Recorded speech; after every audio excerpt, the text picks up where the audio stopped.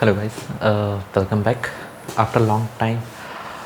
मैं ये शूट कर रहा हूँ बहुत लंबे टाइम के बाद। बहुत सारा इन्जॉयमेंट हो गया, बहुत सारा काम हो गया और ऐसे ही सब कुछ करते थे। ये एक बुक अभी हाल ही में ख़त्म की है। इस साल की मेरी पहली किताब सेम्पियंस, जिसके लेखक युवाल नोआ हरारी। मानव जाति का संक्षिप्त इतिहास, एक बेहतरीन बुक, मज़ेदार है, बहुत बेहतरीन। इसमें बिल गेट्स ने लिखा है कि मैं उन लोगों को सेम्पियंस पढ़ने की सिफारिश करूंगा जो मानव प्रजाति के इतिहास और भविष्य में रुचि रखता है। वाकई में इस किताब को सच में हम लोगों को पढ़ना चाहिए यार। इट इज़ इंडियंस को तो पढ़ना चाहिए, जो हम लोग मेरे ख्याल से इंडियंस को पढ़ना चाहिए। इस टॉपिक पे ज़्यादा नहीं छेड़ना चाहिए, क्योंकि यहाँ रिलीजन पे आ जाएगा बात, हमारे धर्म पे आ जाएगी बात, इसलिए ना। पर उसकी एक अच्छी खासी अंडरस्टैंडिंग दे देती है कि कैसे इन चीज़ों का स्टार्टिंग हुआ होगा, कैसे हम लोगों ने इन चीज़ों को अडॉप्ट किया होगा, कैसे चीज़ें अलग अलग बट गई, भाषाएं बदल गई, लोग बदल गए। तो ये सारा कुछ इसमें बहुत प्रिस्क्राइबली समझाया गया, बहुत बहुत विस्तार से इन चीज़ों को समझाया गया इस बुक में। बहुत शानदार है यार, इस बुक को पढ़ना ही चाहिए। इसमें कैसे इंसान जब इस दुनिया पे आए, उनसे पहले भी 6 नस्लें थी इंसानों की, जिनमें से सिर्फ एक बची और वो हम हैं, जो होमो सेपियंस कहलाते हैं। तो ऐसे ही बहुत सारा कुछ इसमें लिखा हुआ है कि स्टार्टिंग लिखा है कि मिडिल में हम कैसे पहुँचे, मध्य टाइम में, मिडिल टाइम में जब इंसान कैसे थे, उसके बाद फ्यूचर कैसे होने वाला इंसान होगा। ये सारा चीज़ उसमें बताया गया। मेरे को लग रहा था मैं इन चीज़ों को बताने के लिए ना मेरे को टाइम कम पड़ जाएगा, पर रिकॉर्ड करते वक्त ये चीज़ें ना 2 मिनट में ही ख़त्म हो गई। पर एक बुक को ख़त्म करने में मेरे को 40 दिन लग गया। इन्जॉय करते हुए, आराम से, धीरे धीरे स्लोली पढ़ते हुए मैंने ख़त्म किया। उसमें कुछ कोट्स उसमें से जो दैनिक जागरण वाले कहते हैं कि मानव जाति का विकास का दिलचस्प इतिहास इस बुक में दिखाया गया है। वैसे दैनिक भास्कर लिखता है कि नीरस इतिहास को दिलचस्प तरीके से बताने वाला हरारी आने वाले वक्त की बात करते हैं। जैसे 1 लाख साल पहले पृथ्वी पर हम कम से कम 6 मानव प्रजातियां हुआ करती थी। आज महज एक प्रजाति, और वो हम हैं, होमो सेपियंस।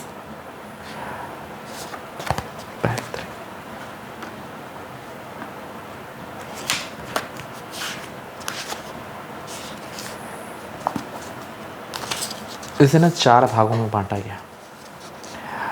हर भाग में लगभग 4 से 5 चैप्टर हैं।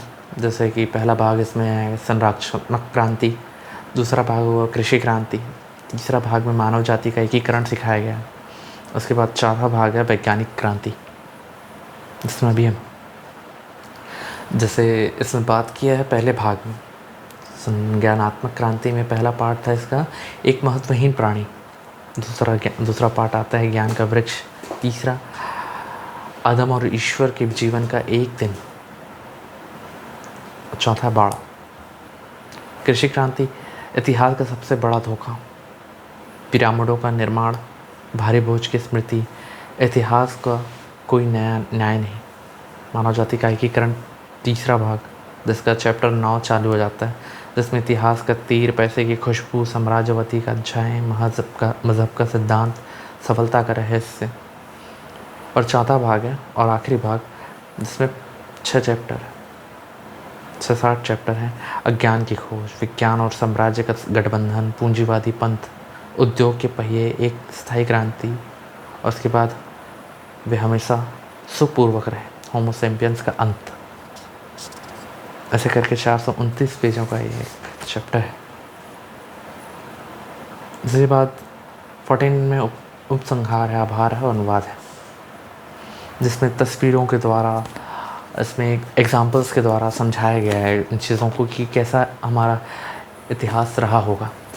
इसी बुक को पढ़ने के बाद ना मेरे को इंटरेस्ट आया, हमारे भारतीय दर्शन के इंटरेस्ट आया, मतलब भारतीय दर्शन हमारा कैसा रहा होगा। क्योंकि मेरे को लगता है इसमें ना हमारे बहुत ही ऊपर से इसमें हमारे भारतीय दर्शन के बारे में छुआ है, बहुत ही ऊपर से। जबकि मेरे को लगता है कि और ज़्यादा ना डीप हो सकता है, क्योंकि भारत का दर्शन बहुत ज़्यादा पुराना है इनके मुकाबले। मैंने अभी तक ज़्यादा कुछ पढ़ा नहीं है, पर एक छोटा सा आइडियोलॉजी आ गया कि हाँ वाकई में भारतीय दर्शन जो है थोड़ा सा और ज़्यादा पुराना, उसमें इंटरेस्ट आ रहा है।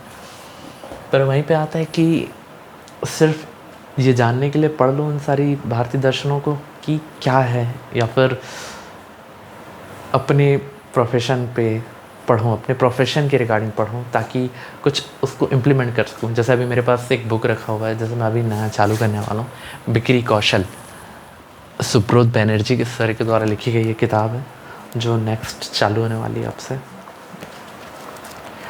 अब ये पढ़ूँगा तो देखते हैं, ये पढ़ूँगा और मैं आप लोगों के साथ शेयर करूँगा इसके फीडबैक। मैं इसे अपने बिज़नेस में भी यूज़ करने वाला हूँ कि कैसे मैं इन सारी चीज़ों को यूज़ कर सकता हूँ इसमें।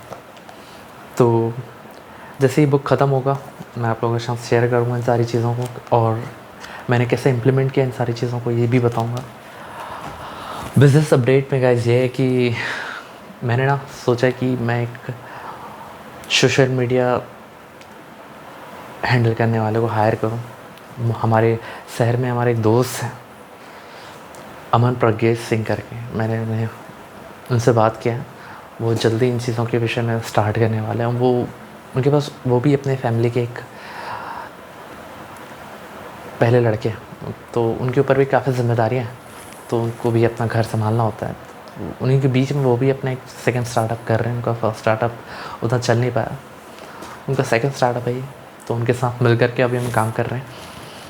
तो देखते हैं, हाल फिलहाल में मीटिंग अरेंज होगा और फिर आगे की बात होगी। तो बिज़नेस अपडेट में गाइस यही है कि बिज़नेस चल रहा है, सोशल मीडिया एडवर्टाइजमेंट के लिए सोचा है, बूस्ट वगैरह मारने के लिए सोचा है कि एडवर्टाइज़ करें अपने आप को थोड़ा सा, क्योंकि एडवर्टाइजमेंट होगा तो बिज़नेस आएगा, बिज़नेस से फिर ग्रोथ कर पाएंगे।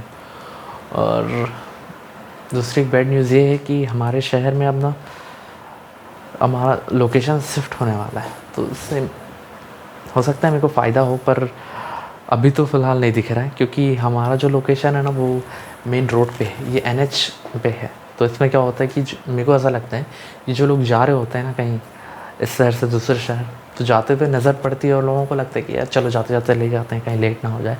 इस वजह से यहाँ का सेल ना और थोड़ा बढ़ जाता है। यहाँ पे जैसे अगर मैं 100 रुपये का बेच रहा हूँ तो रोड के पास होने की वजह से मैं यहाँ पे ना 150 का बेच पाता हूँ, यानी 50% अप हो जाता है सेल। वहीं पे अब जो कि लोकेशन चेंज होगा तो मेरे ख्याल से थोड़ा सा इफेक्ट तो पड़ना चाहिए। अब देखते हैं, वो होने के बाद ही समझ में आएगा। तो और इसी के साथ साथ छोटी छोटी प्रॉब्लम्स है जो मैं आगे शेयर करूँगा। अभी तो नहीं आ रहा है, मेरे को लग रहा है कि ये होगा ज़रूर। पर इस काम को करने की वजह तो यही है कि सीखने को मिलेगा, कुछ प्रॉब्लम्स फेस करने को मिलेगा, लोग देखेंगे कैसे कैसे क्या करते हैं। दूसरी एक प्रॉब्लम मैं फेस कर रहा हूँ कि ना यहाँ पे अपने फैमिली के साथ में इस काम को करने में ना थोड़ा सा दिक्कत आता है। फैमिली मतलब मेरा छोटा भाई, क्योंकि हम दोनों का ना माइंडसेट थोड़ा सा अलग है, तो एक दूसरे के साथ पटरी नहीं खाता है, तो गाड़ी ऐसे चलने के बजाय ऐसे चलती, तो दिक्कत होता है थोड़ा सा, वहाँ पे थोड़ा सा प्रॉब्लम आ रहा है। तो वहाँ पे अभी फ़िलहाल तो मेरे को नहीं समझ में आ रहा है कि इस चीज़ को कैसे हैंडल करूँ, क्योंकि कई बार तकरार होता है, वहाँ पे एडजस्ट करना पड़ता है हम लोगों को। कई बार वो मेरे को कुछ नहीं कह पाता और नहीं कई बार मैं उसे ये कह पाता हूँ, तो इसका भी अपने साथ एक छोटा सा चल ही रहा है। तो अभी बिज़नेस अपडेट में यही था, फ़िलहाल देख रहे हैं, कर रहे हैं। दूसरा इस बुक के बारे में बताना था, तो अगर आप लोग इस बुक को नहीं पढ़े हो यार तो एक बार ज़रूर पढ़ो। इस बुक को पढ़ने के बाद ना बहुत सारे थॉट्स आए, जिनमें से एक मेजर थॉट मेरा ये था कि ना इंसान का डर जो है ना, इंसान के डर की वजह से ना ये मज़हबों का निर्माण हुआ है। यानी कि इंसान के डर का जो प्रतिफल निकला वो था मज़हब, जिससे जैसा समझ में आया उसने वैसा चुन लिया। आपको पसंद आए तो लाइक करना, शेयर करना, अपने सजेशन हमें ज़रूर बताना कि हम और क्या कर सकते हैं अपने बिज़नेस को ग्रो करने के लिए। तो अपना सपोर्ट ऐसे ही बनाए रखना यार। Thank you.